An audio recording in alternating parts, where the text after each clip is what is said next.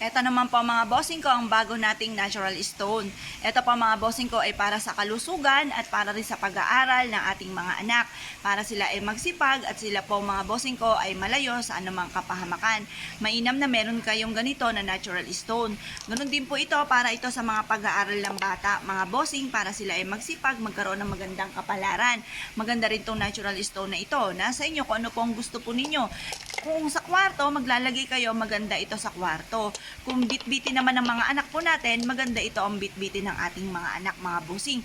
Para ito sa kalusugan at sa pag-aaral ng ating po mga anak. Ito naman po mga bossing ko ay para sa mga mananaya. Ganon din po sa mga negosyante or kaya lagi may problema tungkol sa usapin ng pera. Maganda na meron kayong ganito na natural stone upang sa ganon mas mabilis kayo na maka-attract ng swerte lalo na sa pera. Ito naman po mga bossing ko ang ating pirate stone para kayo ay hindi maging sakitin, malayo kayo sa mga